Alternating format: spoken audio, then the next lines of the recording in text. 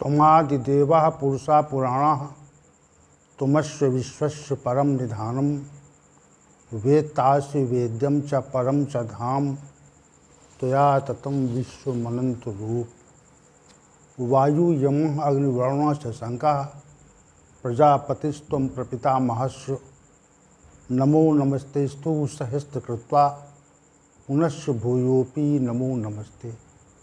वसुदेव सुतं देवं कंस चाणूरमर्दनं देवकी परमानंदम श्री कृष्णं वंदे जगद्गुरुं कृष्णं वंदे जगद्गुरुं।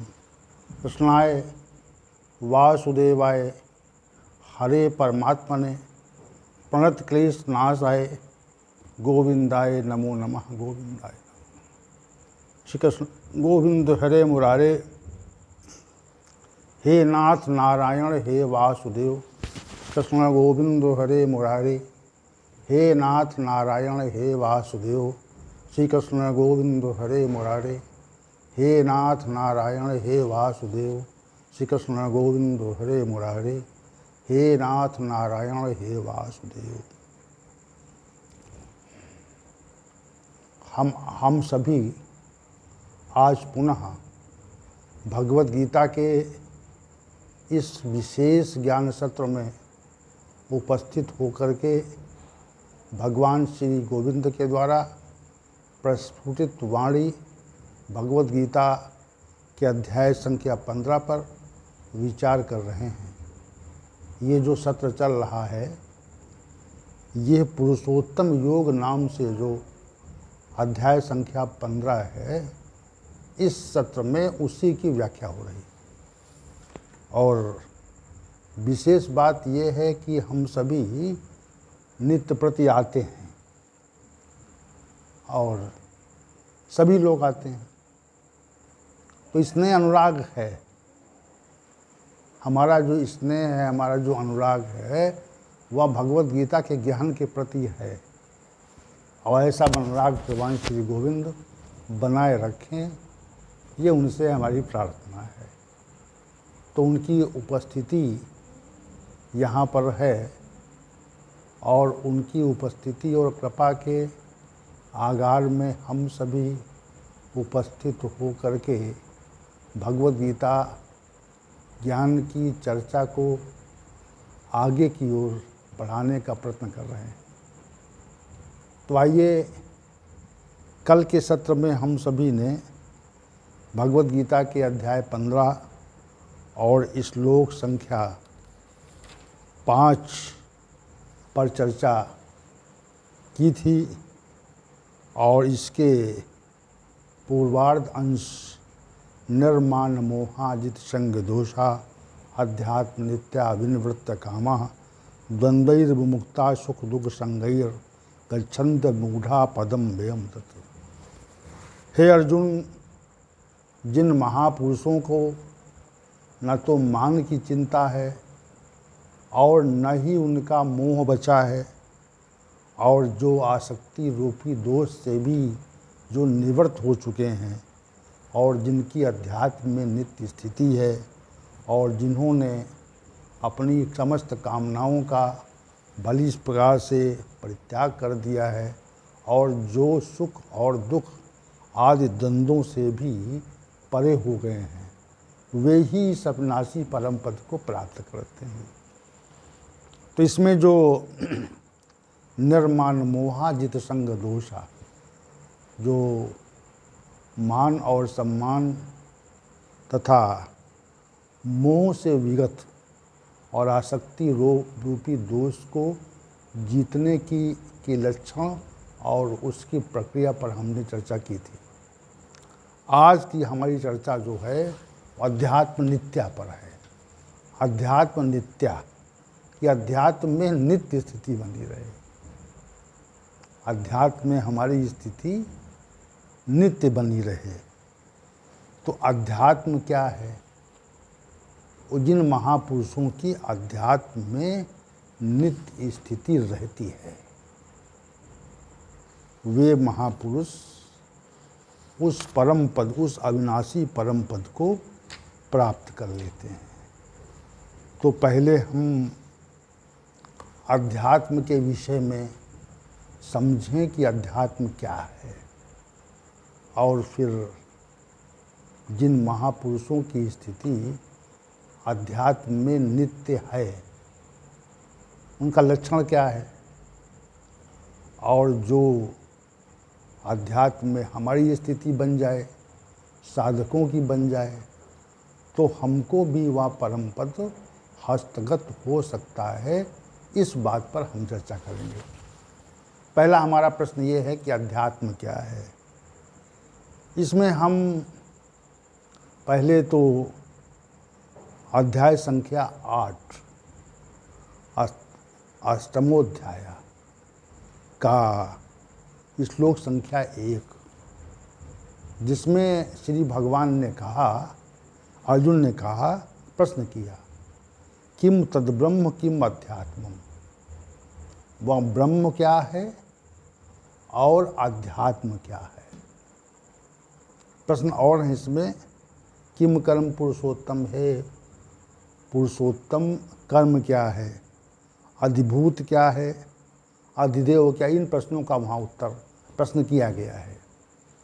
लेकिन हमारा जो विषय है वह विषय है किम अध्यात्म, कि अध्यात्म क्या है।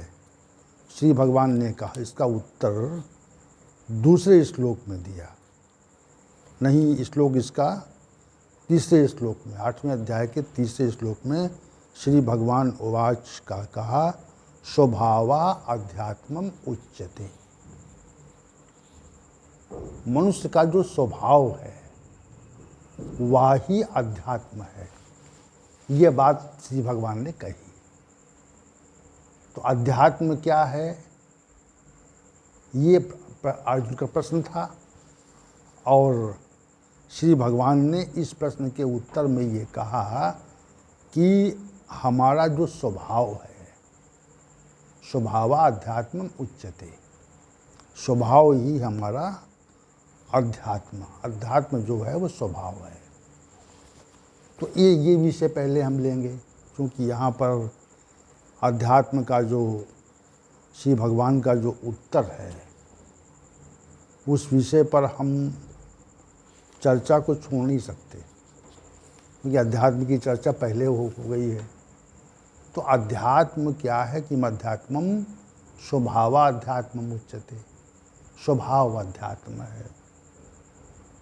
तो हमारा स्वभाव क्या है, अध्यात्म नाम से जिसकी संज्ञा दी गई, स्वभाव की संज्ञा दी गई, तो स्वभाव क्या है हमारा,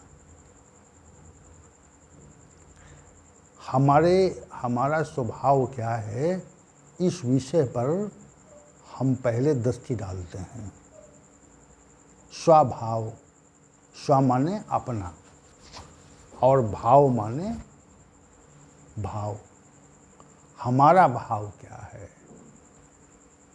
तो हम जब इस पर दृष्टि डालते हैं और बहुत चिंतन करते हैं और शास्त्रों का अध्ययन करते हैं, मनीषियों और महापुरुषों के विचारों को सुनते हैं, तो हमारा जो वास्तविक स्वरूप है, हमारा जो वास्तविक स्वरूप है वह ही हमारा स्वभाव है।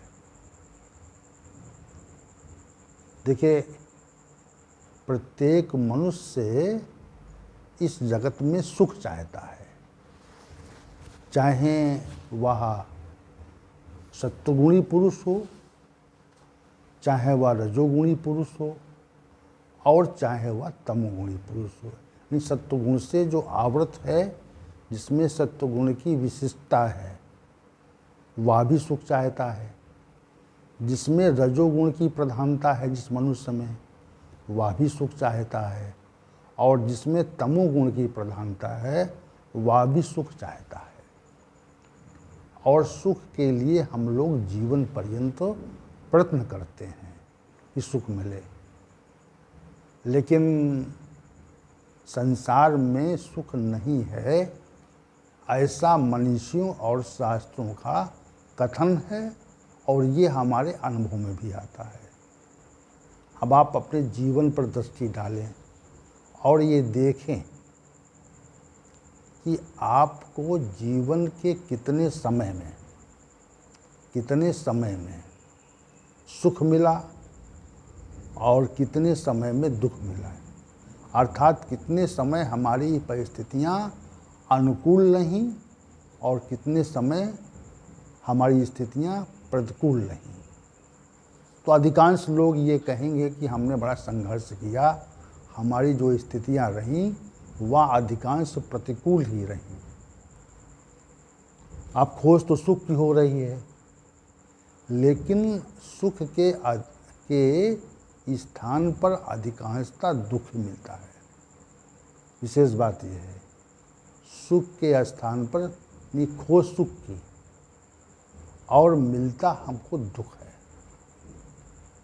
जैसे हम किसी स्थान विशेष पर जाने के लिए प्रयत्नशील हों और प्रयत्नशील होने पर हम उस स्थान विशेष की ओर चले, लेकिन हम रास्ते से भटक जाएं, हमको वो स्थान विशेष मिल ना सके।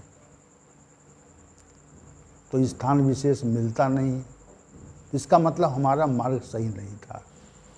इसका अभिप्राय है कि हमारा जो मार्ग है वह सही नहीं है, इसलिए हमको स्थान विशेष प्राप्त नहीं हो रहा है।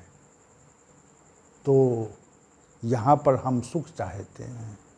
ये प्रत्येक मनुष्य का स्वभाव है कि वो सुख चाहता है, लेकिन संसार में तो सुख है नहीं, संसार में सुख नहीं है, इसलिए हमको सुख मिलता नहीं है। संसार में हम सुख खोजते हैं, लेकिन सुख के स्थान पर दुख मिलता है। कुछ क्षणिक अनुकूलता कुछ समय के लिए हमारे पास आती है, लेकिन क्षणिक अनुकूलता जो आती है वह समय के साथ स्वतः समाप्त हो जाती है। प्रत्येक व्यक्ति से आप पूछेंगे और स्वयं भी इस विषय पर विचार करेंगे तो आप ये पाएंगे कि इस संसार में सुख के स्थान पर दुख है, दुख अधिक है, सुख नहीं है। और सुख जब मिलता नहीं है तो हमारे अंदर उद्विग्नता आती है। तो हमारा स्वभाव क्या है? हमारा स्वभाव सुख की खोज है। हमारा जो स्वभाव है वह सुख की खोज है, लेकिन सुख की जो खोज है उसमें हमारा जो मार्ग है वह गलत हो गया, मिथ्या हो गया है। जहाँ पर हम सुख खोजते हैं वहाँ पर सुख नहीं है। संसार में सुख है नहीं, इसलिए मिलता नहीं। तो हमारा जो वास्तविक स्वभाव है वह सुख के स्वरूप में है। अब सुख है कहाँ पे? तो मनुष्यों ने उसका उत्तर दिया और कहा, अपना जो स्वभाव, जो चेतन तत्व है, जिस सत्ता से हमें चैतन्यता मिलती है, जिस सत्ता से हमें चैतन्यता मिलती है, अगर हम अपने वास्तविक स्वरूप में स्थित होकर के उस तत्व को जान जाएं, तो ये सुख जो हम खोजते हैं संसार में, वह सुख सहज रूप से हमें प्राप्त हो सकता है। ये बात मनीषियों ने कही कि ऐसा हो सकता है कि हम जहाँ सुख खोजते वहाँ सुख है नहीं, तो सुख है कहाँ? सुख चेतन तत्व में है, अगर और उसकी हम खोज नहीं करते। अपने स्वभाव को, हमारा जो वास्तविक स्वभाव है उसको हम जानने के लिए कोई प्रयत्न नहीं करते। अब आप ये विचार करें कि क्या आपने कभी उस सुख को जानने का प्रयत्न किया है? तो इसका जो उत्तर है वह अधिकांश नकारात्मक ही मिलेगा कि हमने हमारा जो चेतन स्वरूप है उसको कभी जानने का प्रयत्न किया नहीं। और जब जानने का प्रयत्न नहीं किया तो प्रयत्न से प्रत्येक वस्तु इस संसार में प्राप्त होती है। और मनुष्यों ने कहा कि जब प्रयत्न नहीं किया हमने तो हमें अपना स्वभाव मिल नहीं पाया। यद्यपि हमारा जो वास्तविक स्वभाव है वह तो स्वभाव तो हमारा जो है उसको हमने विस्मृत किया हुआ है।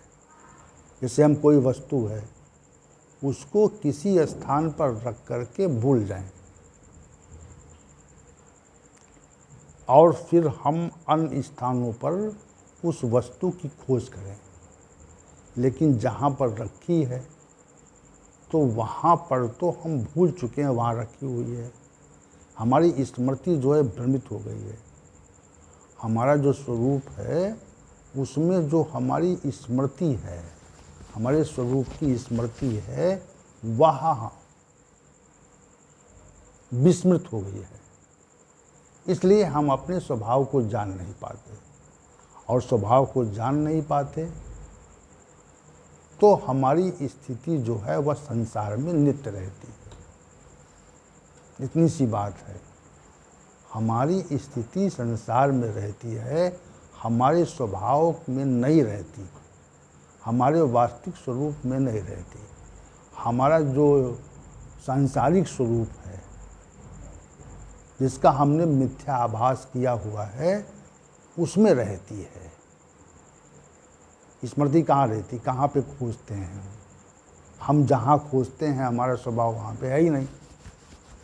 तो श्री भगवान ने जो कहा अध्यात्म नित्या, तो एक भाव तो यहाँ पर ये है कि उसको हम स्वरूप से लेते हैं, स्वभाव से लेते हैं अपने। दूसरी बात ये है जो यहाँ पर समझ में आती है कि हम जीवन पर्यंत संसार के विषयों का चिंतन करते हैं, संसार के विषयों का चिंतन करते रहते हैं, और संसार के विषय के चिंतन के साथ में ही हमारी बाल्यावस्था आरंभ हुई थी, और फिर धीरे धीरे समय के साथ बढ़ती बढ़ती वह बाल्यावस्था वृद्धावस्था तक पहुँची, और फिर वृद्धावस्था मृत्यु में परिवर्तित हो गई। तो अब आप ये विचार करें, जैसे कोई वृद्ध व्यक्ति ये विचार करे कि हमने कितने समय संसार का चिंतन किया है,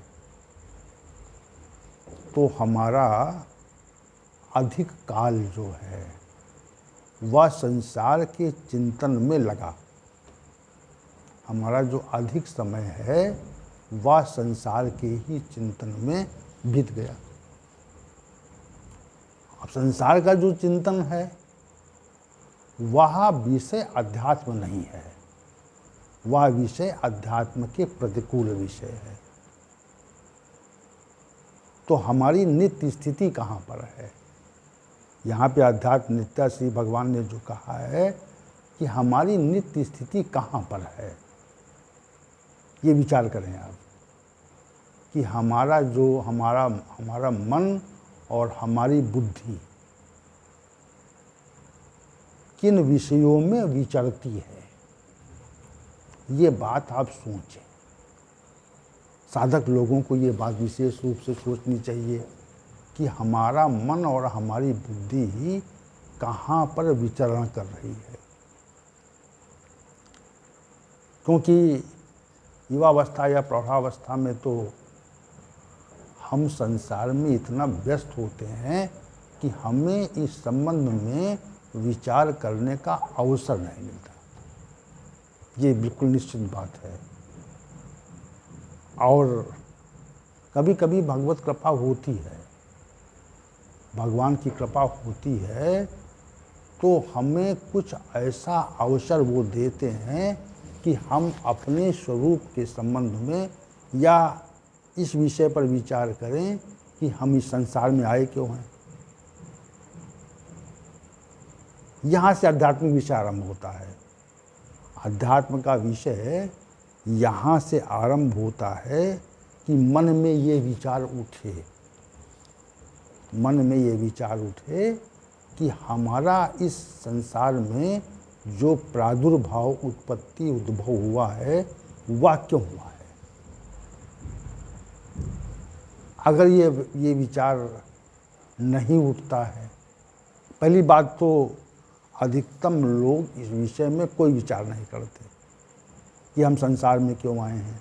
अगर आप पृथक पृथक व्यक्तियों से ये प्रश्न करें कि आप इस संसार में क्यों आए हैं, तो आपको सैकड़ों प्रकार के उत्तर मिल जाएंगे और उनका जो अभिप्राय है, उनके जो उत्तर का अभिप्राय है वह सांसारिक वस्तुओं, स्थिति और भोग तक ही सीमित रह जाएगा। तो संसार में क्यों आए हैं, यह बात मन में जब उठे, ये विचार मन में आए और बुद्धि उस विचार को के संबंध में विनिश्चय करने का प्रयास करे, जब तक ये उठता नहीं विचार है तब तक हम संसार में ही रहते हैं। और अधिकांश लोग संसार के इस विचार से विमुक्त रहते हैं, वे इस पर विचार नहीं करना चाहते कि हम क्यों आए हैं, और पूछेंगे तो वे अनेक प्रकार के प्रश्न, अनेक प्रकार के उत्तर देंगे। तो संसार में क्यों आए हैं और संसार में क्यों रह रहे हैं हम। भाई संसार में हमारा जो प्रकटीकरण हुआ है उसका उद्देश्य क्या है। तो उद्देश्य के विषय में कोई विचार सामान्य व्यक्ति नहीं करता कि हम क्यों आए हैं, क्या हमारे आने का उद्देश्य है, क्योंकि वो उद्देश्य को जानने का इच्छुक ही नहीं है। उसके अंदर ये जिज्ञासा नहीं है कि हम इस संसार में क्यों आए हैं, इस विषय की जानने की जिज्ञासा नहीं है। और जिन लोगों के अंदर ये जिज्ञासा उत्पन्न होती है और समय के साथ वह जिज्ञासा यदि बलवती होती जाती है तो उसको ये उत्तर मिलता है कि हम संसार में परमात्मा की अनुभूति करने आए हैं। उसको उत्तर मिलता है ये कि हमारा जो जीवन का उद्देश्य है वह उस सत्ता को वो जानना है जिस सत्ता ने हमको इस संसार में प्रकट किया है और समय के साथ वह सत्ता इस संसार से हमको विलीन कर देगी, गायब कर देगी। तो उसको जानने का जो प्रयास है, उसको जानने का जो प्रयास है वह सारा का सारा आध्यात्मिक विषय है। संसार को जानने का जो प्रयत्न हमारे अंदर होता है तो वह अध्यात्म के प्रतिकूल विषय है।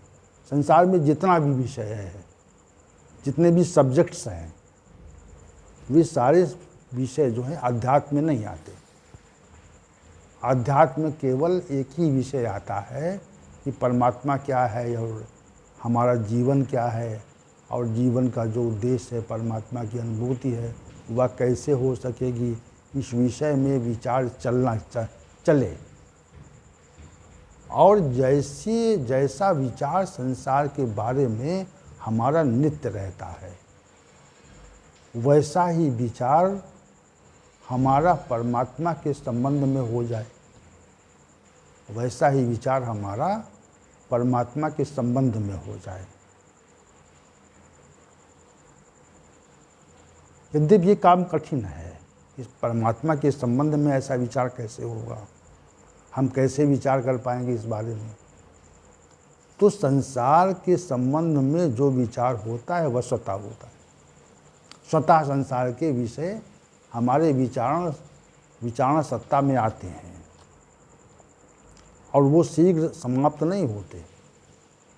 विचार चला करता, उसका एक क्रम है और उस क्रम से वे विचार निरंतर चलते रहते हैं, चलते रहते हैं। जब ये विचार आना बंद हो जाएं, उसके स्थान पर जो परमात्मिक विषय के विचार हैं या स्वस्वरूप के संबंध में जो जानने की जिज्ञासा है, उस संबंध में चिंतन होने लगे और वह ऐसा हो जाए जैसा कि संसार का होता है, विचार परिवर्तन। और जब विचार परिवर्तन इतना प्रगाढ़ हो जाए कि नित्य स्थिति बन जाए हमारी, अनित्य नहीं, नित्य स्थिति बन जाए, संसार के विचार की जो स्थिति है वह नित्य बन जाए, तो हमें समझना चाहिए कि हमारी अध्यात्म में नित्य स्थिति है। और ये स्थिति इतनी शीघ्र नहीं बनती। ये जो स्थिति है, श्री भगवान कहते हैं अध्यात्म नित्या। जो महापुरुष हैं वे परमात्मा के संयोग में नित्य रहते हैं। परमात्मिक विषयों में नित्य उनका भ्रमण होता है। तो हम भी अगर चाहते हैं कि हमें वह परम पद प्राप्त हो, तो हमको भी परमात्मिक विषय के विचारों में अपनी नित्य स्थिति करनी पड़ेगी। और जब तक होगी नहीं, तब तक हम अध्यात्म में नित्य नहीं होंगे। केवल विचार परिवर्तन करना है और प्रयास नहीं करना है कोई। विचार बदले, संसार के विषय का विचार समाप्त हो और परमात्मा के विषय का विचार उसका स्थान ले ले और उसमें अनित्यता नहीं, नित्यता आ जाए, तो कहते हैं अध्यात्म नित्या। और जो ऐसा कर पाते हैं उनको वह परम पद मिलता है, तमेव आद्यम पुरुषम। उनको वो परम पद मिलता है, तत् अव्ययम पदम गच्छन्ति। ऐसे ही महानुभाव उस अविनाशी परम पद को प्राप्त कर पाते हैं। तो अध्यात्म स्थिति नित्य हो हमारी, या अनित्यता की बात